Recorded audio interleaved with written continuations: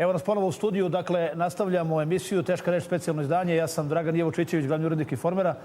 Imamo nove goste u studiju. Sa nama je ministar unutrašnjih poslova Nebojša Stefanović. Dobroveče, dobrodošli. Hvala vam što ste došli. Marketinški radnik, ja sam stalno zbunjen kad vas predstavljam. Nebojša Krstić, dobroveče. I bivši lider, ja moram tako da nećete se ljutiti, bivši lider Pokreta Dveri, sada predsjednik ili član predsjedništva Pokreta Narodna mreža, Vladan Glišić. Dobroveče, dobrodošli. Bolje vas našli. Dakle, ako se slažete, ja moram prosto, ministre Stefanoviću, da vas pitam ono što bi vas svi pitali. Šta je istina i šta su činjenice u slučaju Milenović? Dakle, u slučaju napada na članicu Saveta za borbu protiv korupcije. Pa ja moram da vam kažem da je to slučaj koji se puno politizuje.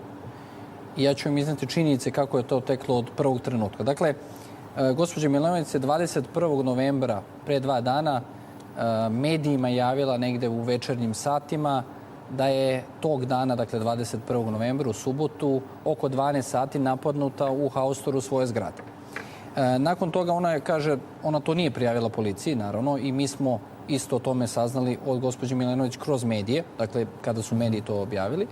Ona je rekla da to ne želi zvanično da prijavljuje policiji, da nema poverenja. To je rekla policajcima kada su to je rekla i u medijima, to je rekla i policiji kada smo mi samoinicijativno sutradan posle, naravno, prepoznajući društvenu opasnost takvog čina, poslali policajce i na njenu adresu da razgovaraju sa svim, da skinemo sve kamere, celu policijsku istragu da sprovedemo. Policajac je bio na njenim vratima, razgovarali su sa njom i ona je rekla da ne želi zvanično da prijavi bilo što od toga.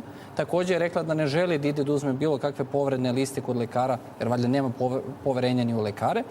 I nema poverenja u državnoj instituciji i zato ne želi da prijavi. Ali je to naravno prijavila medijima. Ono što mene čudi, pošto je ona član Saveta za borbu protiv korupcije, koji je savjetodavno delo vlade. Dakle, ona radi za vladu Srbije kao savjetnik vlade i za to prima i naknadu. Mene je začudilo kako neko ko radi za vladu nema poverenja u vladine institucije. Ona rekla baš da nema poverenja u vladu? Ona je rekla da nema poverenja u policiju i nije želela da ode kod lekara da uzme povredne liste. I zašto ja insistiram na povrednim listama? Ako sutra policija na osnovu istrage koja će se sprovesti bez obzira na to da li neki građani ima ili nema poverenja u policiju, da li želi da sarađuje ili ne želi da sarađuje, da li pomaže istrazi ili ne pomaže ili odmaže, svejedno, naš posao policije je da sprovede ozbiljnu odgovornu istragu i da pokuša da pronađe počinioca.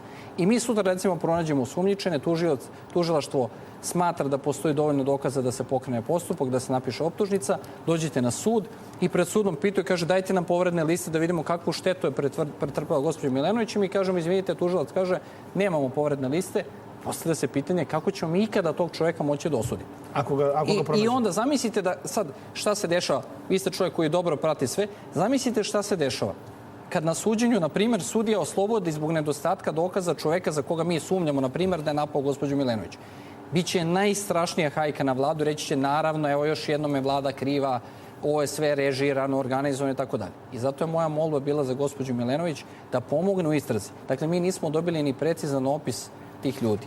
Mi nismo dobili gotovo ništa. Tek danas u 16. Mi smo i danas poslali policajca da još jednom razgovara sa gospođom Milenović. Samo nešto da razjasnimo. Koliko sam video u pauzi dok su trajale reklame, gospođa Milenović je gostovala na televiziji N1 i rekla je da nema poverenja u policiju, ali ima poverenje u policajce. Sam dobro to? Pa ono što je ovaj slučaj vodio, da kažem, prvi put kada je razgovarala sa policijom, razgovarala je sa gospodinom Draganom Kecmanom, šefom kriminalističke policije grada Beograda, za koji je vodio najsloženije slučaje ubistva novinara, za koga postoji percepcija i javnosti da je dobar policajac koji nema veze sa političkim strankama i vodio je tužilac. Od oktobra 2013. istragama vodi tužilac. To nema veze ni sa ministrom, ni sa vladom, ni sa politikom i zato me čudi takva vrsta percepcije. Na kraju krajeva, mi smo za 11,5% smanjili stopu kriminaliteta u posljednjih godinu i po dana. Dakle, policija ozbiljno i odgovorno radi svoj posao. Zato je moja molba bila i tada i večeras i svakoga dana za gospođu Milenović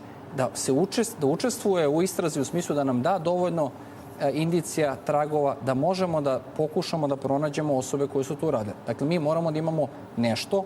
Dakle, nama je bitno da imamo i povrede da bi kvalifikovali to kao lake telesne povrede, teške telesne povrede. To ljudi nisu razumeli zašto insistirate na lekarskom pregledu.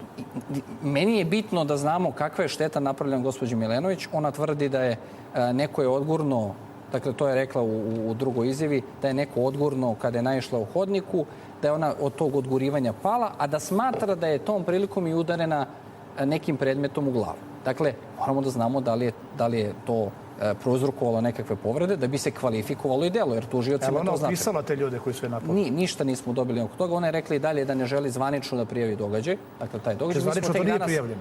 A koji je vaš osnov da to istražujete? Pa moramo. Dakle, policija na osnovu informacije koje su pojavili u javnosti, na osnovu toga što se, da kažem, konsultovali smo se sa tužiocem, tužilac je naložio pokretanje istrage.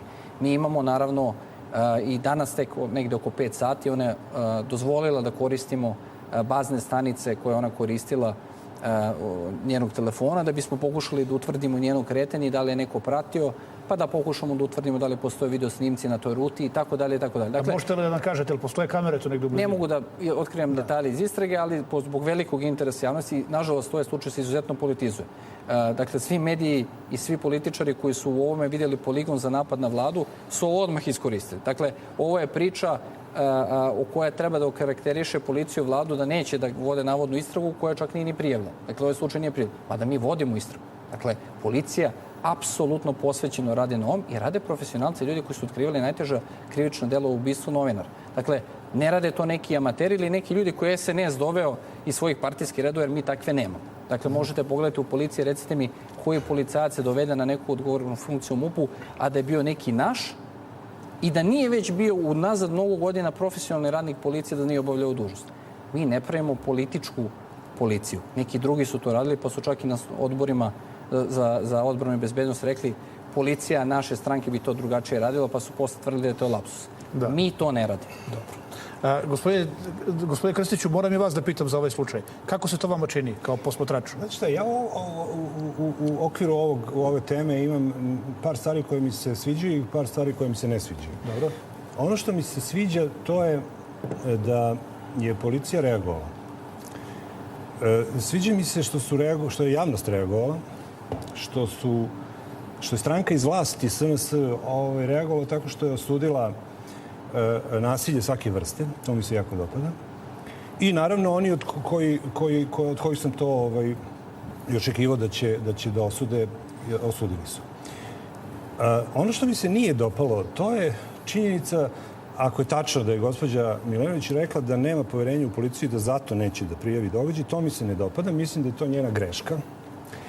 Mislim da u Srbiji i ovako, em što imamo utisak, em realno institucije države nisu kao recimo u nekim drugim demokratskim zemljama stare po 200-300 godina. Naše institucije su mlade, krhke, nezrele, neke su i loše i treba da se menjaju i tako dalje.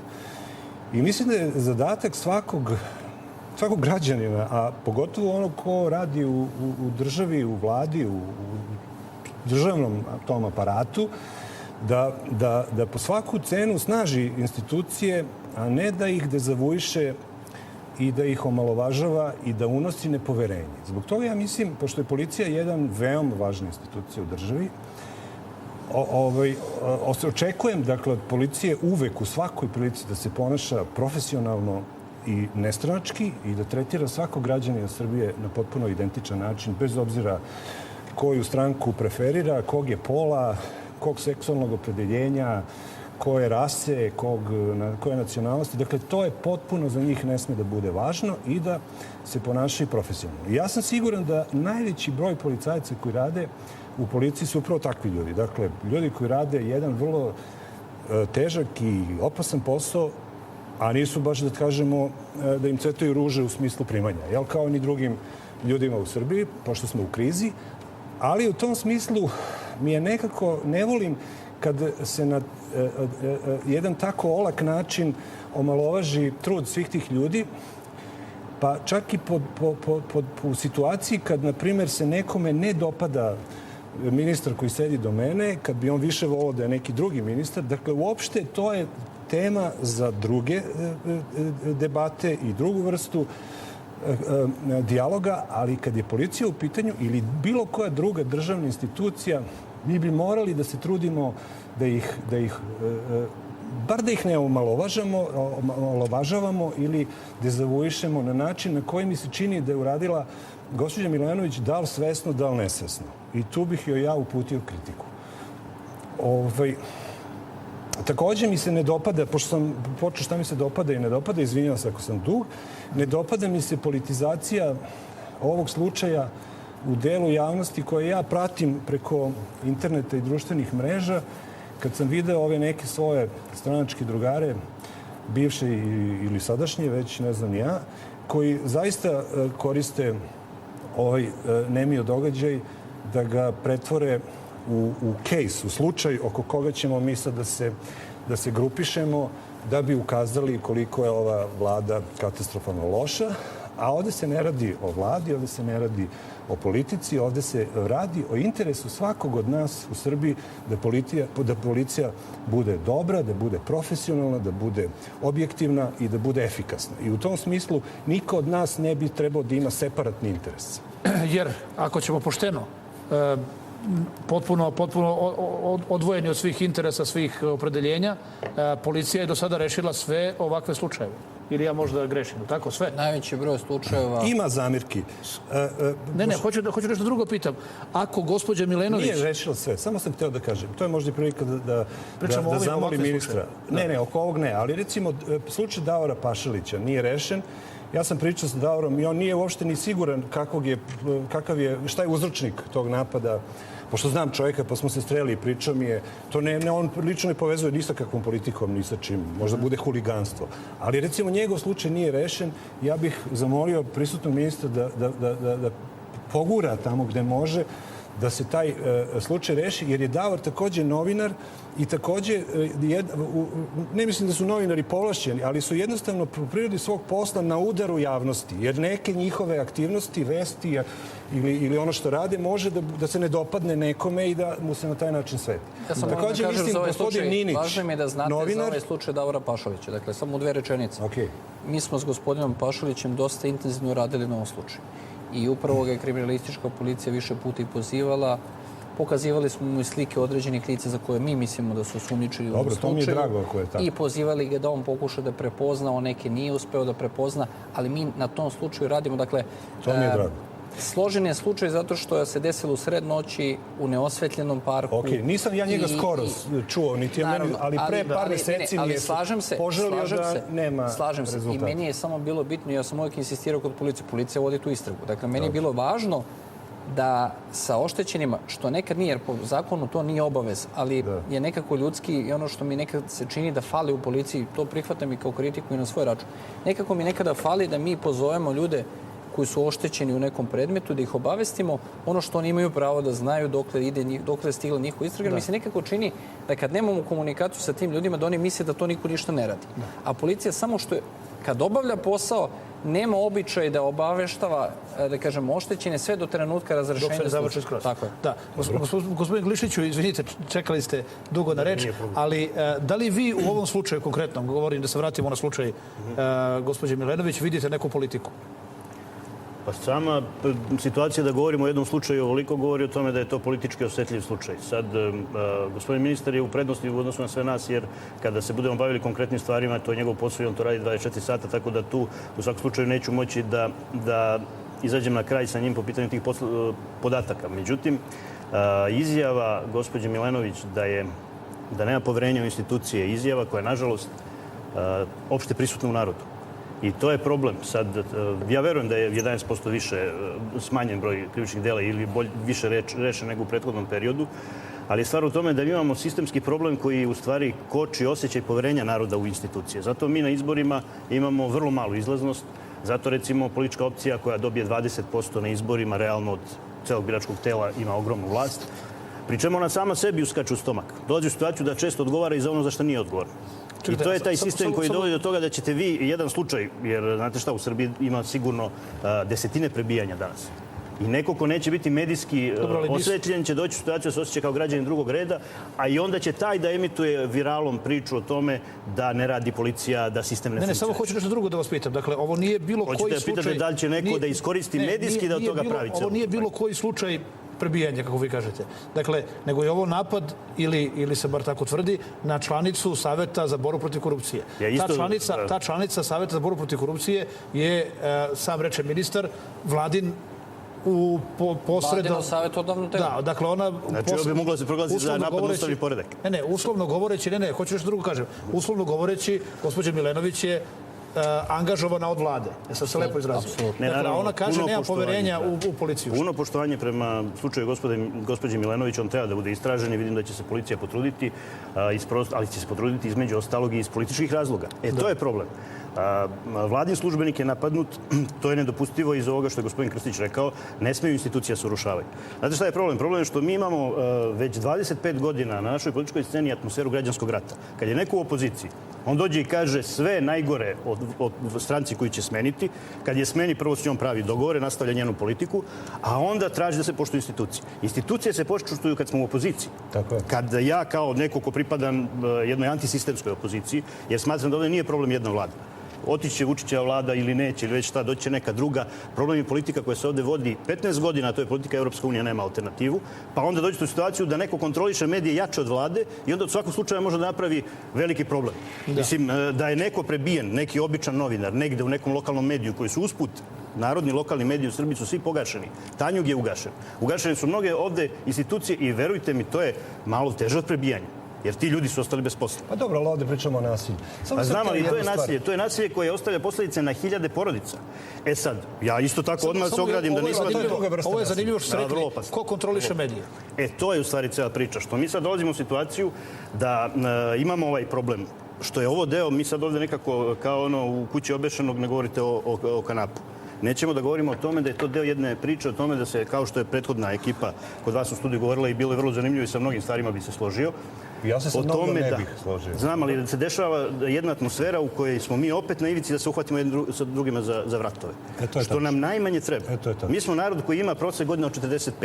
Znači, taj narod mora da nađe načina kako komunicira sa svakim normalnim, konkretnim čovjekom u ovom narodu. Bilo kojoj političkoj opciji da pripada, bilo kojoj instituciji, bilo kom društvenom segmentu. Jer mi nećemo moći iz ove turbulentne situacije u kojoj se ceo svet nalazi da izađemo ako počnemo da se delimo. A napravljena je atmosfera sukoba i recimo ja sad evo ovdje u ministru mogu da uputim kritiku u slučaju gospodina Andreja Fajgelja. Čekajte, prego što vrlo je bitno, ovo je bitna tema zato što, zbog čega? Zato što mislim da je premijeru Vučiću u njegovoj vladi učinjena medveđa usluga sa njegovih hapšenja. Znači, on je na svom vlogu napao NATO, Stoltenberga, jedan čin koji je davanje soli i hleba nekome koje je de facto deo atmosfere ubistva ovog naroda. I onda, naravno, ja sam pogledao celu izjavu. Ja onako nešto ne bih rekao. Mislim da je preterana to meni. Ja mislim da ne priliči izjava. Ali isto tako, najgora usluga da sam na Vučićevom mestu, ja bi se potrudio da on bude oslobođen. Jer svako zadržavanje njega u zatvoru u stvari dovodi atmosferu. Mogu jednu rečenicu? Izvinite, ali nemoguće, znate, sad treba Vučić da se potrudi da neko bude oslobođen. Od kojim onda institucijama od države govorimo? Pa nije on uhapšen zbog toga što je hodao ulicom i rekao ja se ne slažem sa politikom Aleksandra Vučića. Čovjek je rekao Vučić je poslužio hleb i so ubicama, vreme je za ustanak. I zatim odmah posle toga ko ima lovačko društvo, vreme je da se naoružamo. Izvinite, naoružavanje i ustanak. O čemu govorimo? Ja to nisam čuo izjavu. Izvinite, pa to ima napisano. Dakle, tužilaštvo, ovo je... Ne, ja sam slušao izjavu na internetu. Ne, ovo je ono što vam ja citiram zbog čega je, da kažem, tužilaštvo naložilo i taj čovjek će biti saslušan. Kad bude saslušan, tužilaštvo će odrediti da li ima elemenata za zadržavanje ili će on biti pušten da se brani sa slobode. Znam, ali imat ćete kampanju protiv vlade koja... Ali vidite, za gospodina Andreja Fajgelja, njega su, ja sam baš gledao, pre samo nekoliko meseci, isti ovi dana koji ga danas veličuju, kažu, nazivali su ga, citiram, fašistom, promoterom prljave nacionalističke agende, nekim ko guši slobodu govora, tvorcem militantnih, homofobičnih, mizogenih tvitova, inače mizogine je mržnja prema ženama samo zato što su žene. I on je tada bio i politički bot i najgori mrzitelj. A onda, samo zbog mržnje prema Vučiću, samo zato što je Vučić, on je odjednom borac za slobodu i potpuno se menja. Dakle, to je atmosfera u društvu u kojoj se kreira. Dakle, institucije moraju da funkcionišu. Ljudi žele da imaju slobodu da kažu šta god oni žele, a zamislite da je neko iz SNS. Zamislite da je bilo ko iz SNS, neki predsjednik opštinskog odbora iz nekog grada u Srbiji napisao ne sviđa mi se to i to, vreme je da uzmemo oružje. Zamislite hajku na SNS. Satrali bi nas. Ne bismo mogli da preživimo tu nedelju celu bili bi ubijeni. Ne, i daj Bože da nikad to ne kaže. Pa neće niko iz SNS-a to neće ni da kaže. Da vam kažem, pošto je Glišić pomenuo jednu dobru, da i ljudi u opoziciji, mislim, pravim malo povratak, ali neću da gnjavim. Dakle, i kad si u opoziciji moraš da utičeš pozitivno na instituciju, odnosno bar da ih ne razaraš. Ja se sećam, pazite, mi smo kao opozicija 90-ih oko toga pravili katastrofalne greške. Mi, takozvani, ono što je kasnije bilo DOS ili već kako smo se sve zvali. Dakle, mi smo imali, ako se setimo, u tih godina ljude koji su pozivali da se ne plaća struja, da se ne plaća porez, da se... Dakle, borba protiv Miloševića je došla čak i u tu fazu. I sad zamislite vi koliko je muke bilo potrebno svim kasnijim vladama i dan danas ova današnja se muči da naplati porez. TV pretplata, ne daj Bože, kao da će neko da nas strelja ako platimo RTS. Dakle, ali ne kažem da su svi oni to sad, kako bih rekao, da je to posljedica tih nekih izjava. Ali hoću da kažem, tad je postojalo apsolutno, nije postojala svest o tome koliko je to, kakve to donosi posljedice. I u tom smislu, eto, učeći se i na sopstvenim greškama, a neki drugi na tuđim, dakle, moramo da budemo svesti koliko je bitno da bez obzira kojoj političkoj opciji pripadamo prema institucijama, nemamo odnos dezavuisanja. To je jedna stvar. Ali samo hoću nešto da vas pitam. Da li, pričali smo kad smo se dogovarali, kad sam vas pozivao dođete večeras u emisiju, dakle, onaj vaš tweet koji mislim da mnogo toga, ili to na tweetu tako objašnjava. Mnogi su ovde protiv Vučića samo zato što nikad nisu smeli ili umeli da urade to što je on uradio. Jer mislite da je... Nisam si, ja pišem mnogo tweetova pa i ne pamtim sve. Ja mislim da je poenta ove histerije koju Vučić izaziva vratit ćemo se i na Fajgilja, nije nezanimljiv slučaj. Postoje sad i profesor. Od ovog sve što ste nabrojali, sad je uvaženi profesor. Što ne sporimo, nek bude uvaženi. Nego hoću kažem kako je skočio... Oni koji su juče nazivali da je fašista, da je danas uvaženi profesor. Samo zato što je rekao nešto loše protiv Vučića. Dakle, ja hoću da kažem da, a i to je gospodin Glišić lepo primetio, da postoji ta jedna histerija u javnosti koja preti da zaista ljude dovede do takve vrste usijanja koja onda, hteo ne hteo, vodi u sukob, čemu dosta doprinose i određeni mediji i određeni novinari koji su laki na okidaču i laki su na strastima, na iznošenju strasti. Mislim na vas, gospodine Vučićiću. Mislim da bi vi morali nekad da zaustavite se kada imate da sam ja jedini problem. Niste vi jedini, samo postoji. Ima raznih koji, kako bi rekao, igramo se, pasite, svet je u haosu, migrantska kriza, sad ovaj terorizam. Znači, ludilo je opšte u svetu. A mi se nekako sedimo i tu curi neki benzin iz bureta, a mi ovako šibice, pa kao vidi nije još puklo, nije eksplodiralo. Tako se nekako neozbiljno i neodgovorno ponašamo, a umjesto da nekako se uzmemo u pamet pa da radimo na tome da sprečimo sukoba, da pojačamo mogućnost inteligentnog, razumnog dijaloga u kome razgovaramo, iako se uopšte ne slažemo. Ali ipak razgovaramo, ne hvatamo se za guše. I u tom smislu sam hteo da kažem, dakle, da jedna od stvari koja ovaj moj neki sektor politički dovodi do belog usijanja, to je uvek trenutak kada Vučić uradi nešto što bi i oni uradili da mogu. Ili mi bi uradili da možemo i da smo u situaciji. Dakle, nas uopšte ne tangira činjenica da neko uradi nešto što je apsolutno druga vrsta, ono što čime se uopšte ne slažemo. Predsjednik Nikolić, ne znam, ode u Belorusiju, ma nikog to ne tangira. Ili samo sa Lukašenkom se izljubi. Ma niko se, ste primetili da Vesna Pešić ima neki problem s tim? Ma nikakav. Ali imamo stravičan problem kad Vučić ode u Sarajevo. Ma to je, ili kad da pomoć Srebrenici. Pazite, to je sad ludilo. A to je pametnoj, odgovornoj, ozbiljnoj politici. Mi danas nemamo problem ni sa terorizmom. Mi danas nemamo nestabilnost u našoj zemlji, a mnogi oko nas imaju problem. Mi danas nemamo problem sa migrantima u našoj zemlji, a sećate se unazad godinu dana naslov ostaće nam, bit će oliko ljudi, 100.000, haos. Nigde je haosa. Evo, uspeli smo čak i iz centra Beograda te migratorne tokove da izmestimo. Gospodin Vulin dobro radi svoj posao. Svi oni ljudi koji se bave i u Komisarijatu za izbeglice. Dakle, prijem, policija radi jedan krvav, težak, užasno odgovoran posao. Ogroman broj policajaca angažovan na tome i nosimo možda i najteži teret u ovome. Dakle, ozbiljno država pristupa i ta vlada Aleksandra Vučića se potrudila da pokaže... Bez obzira na sve to. A mi smo se potrudili da obezbedimo da od svih onih faktora od kojih, da kažem, koji izazivaju nestabilnost u ostatku Evrope, pa čak i u našem regionu, ogromnu nestabilnost, teroristički napadi i u Bosni, i u Makedoniji, u drugim državama, različiti prevrati, nestabilnosti političke, ovako, kod nas apsolutno oaza stabilnosti i sigurnosti u regionu. Nijedna teža stvar. Ali to nekima ne odgovara. Kome?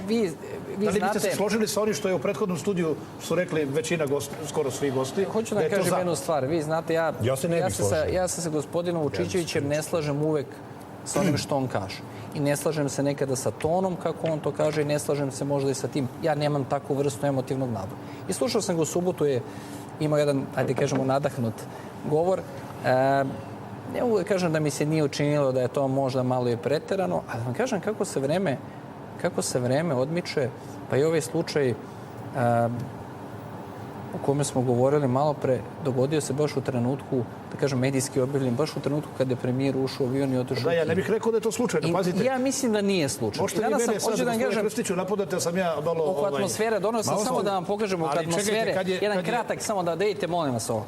Danas su mi se obratili neki od zaposlenih u Institutu za biološke istraživanje i pokazali mi današnji protest jedne radnice, doktora nauka, neću da kažem njeno ime, koje ima na sajtu viši naučni saradnik u Institutu za biološke istraživanje, koja drži transparent s jednom vrlo vulgarnom porukom premijeru. Ja neću da to izgovorim. I to je ta intelektualna poruka kritike. To je intelektualna kritika naučnog radnika Instituta Beogradskog univerziteta. To je intelektualna kritika rada vlade. Imate pravo da kažete sve što hoćete o radu vlade. Pa valjda se od intelektualca koji se očekuje da to su ljudi koji treba da nas naslede na vlasti, da preuzmu vlast, da vode zemlju. To je alternativa nama. I ako je to što ti intelektualci imaju da poruče, onda je to užasno.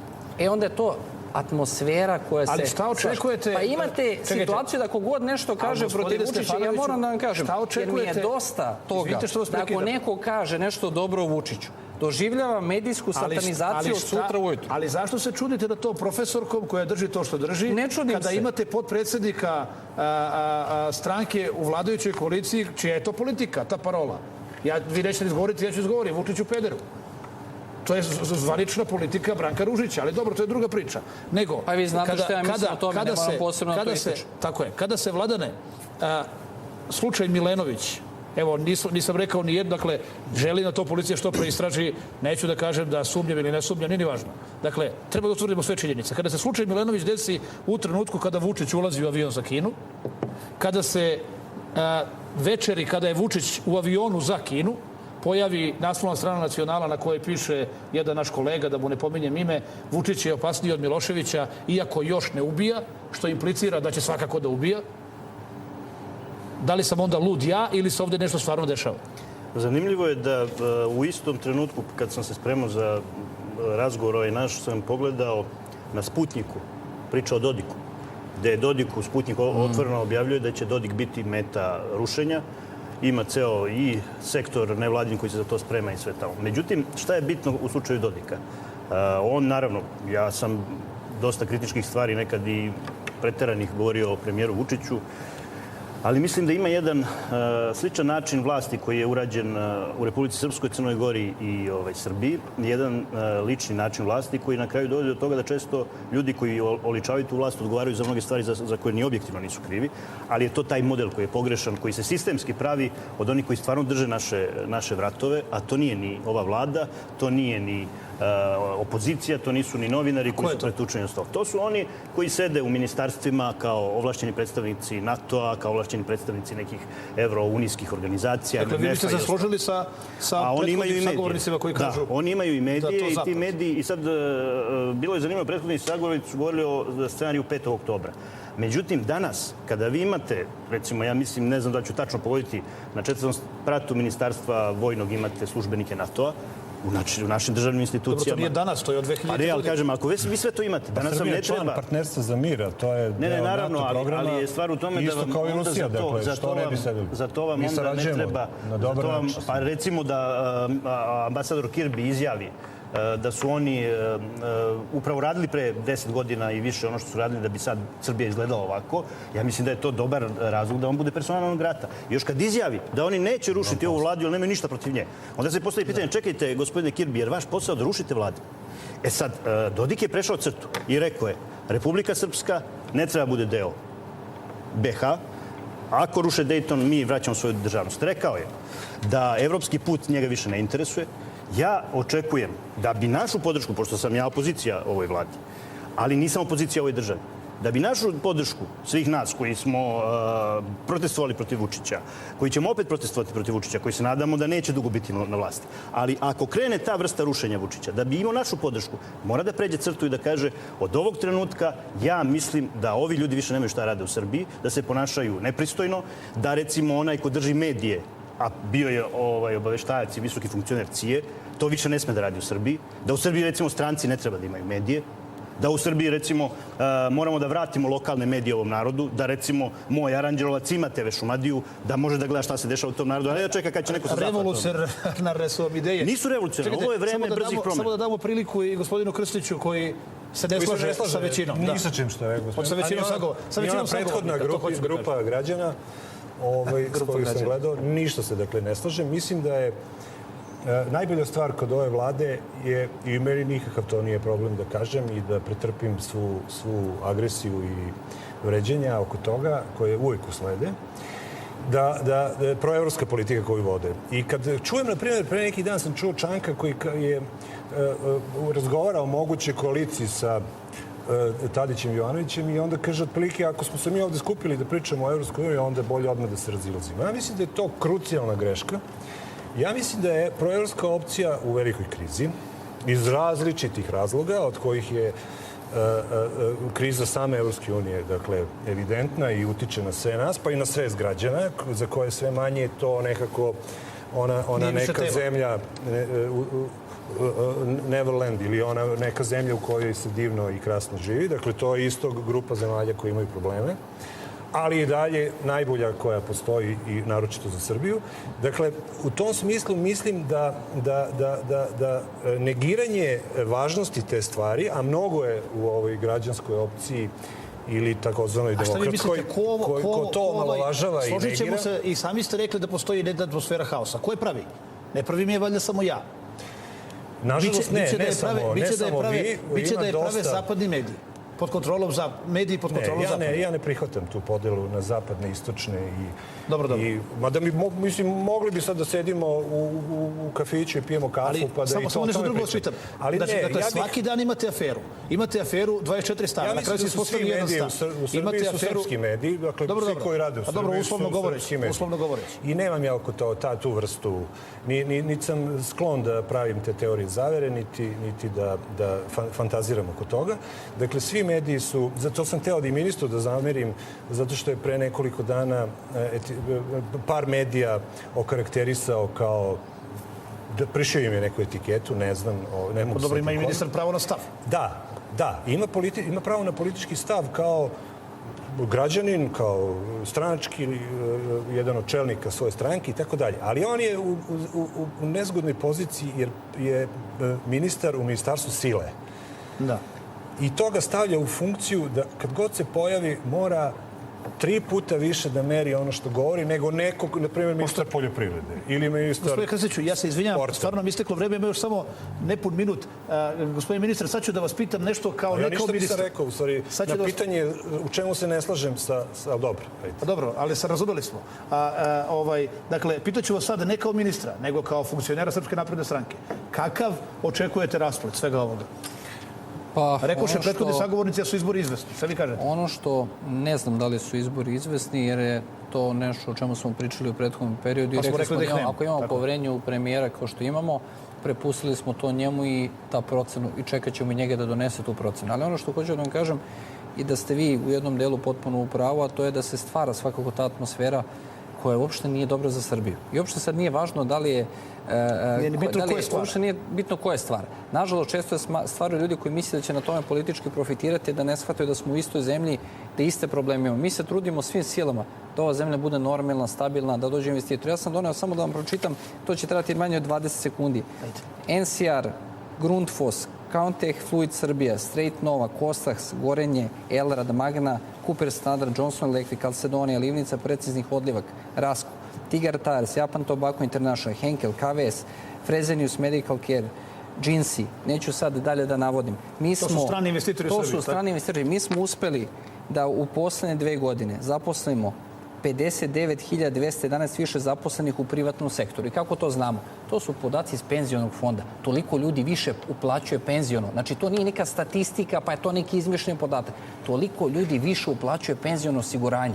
I to su rezultati i dobrog zakona o radu, i dobrih podsticajnih zakona, i čvrste i stabilne politike rada, i ono što je veoma važno, ono što radi Aleksandar Vučić dobro, a to je stabilnost ove zemlje. Investitori žele da dođu ovde, ne žele da dođu tamo. I mislite da će Srbija ostati stabilna?